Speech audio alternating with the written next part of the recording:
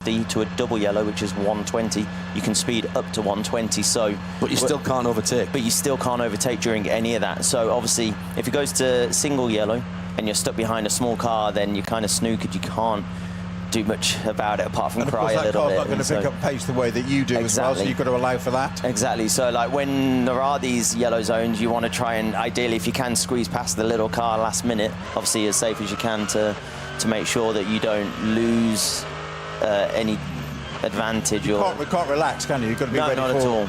Single yellows as they go past the track vehicles out on the far side of the circuit. There are slow cars there. There's a couple. Porsche, and this is the battle for the lead, and Verstappen's got the run out of Galvinkov and goes alongside the number 67 of Dennis Olsen. They'll try. Olsen pulls to the left-hand side so he doesn't get affected by this side draft and slowed down, and then he drops back in behind the AMG car.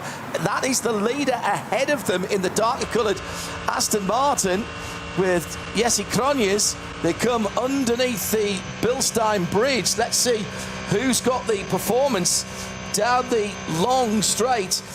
Pretty even, I would say there. Verstappen got a much better exit from the Gallows Hill corner. He's looking up the outside, which will become the inside into Tiergarten, and he's made that with a little touch again. That's the second time he's been involved in a little bump and run. But the door was left open rather there by Jesse Cronjes, and here are the words that so many people have been wanting to hear. Max Verstappen leads the Nürburgring 24 hours.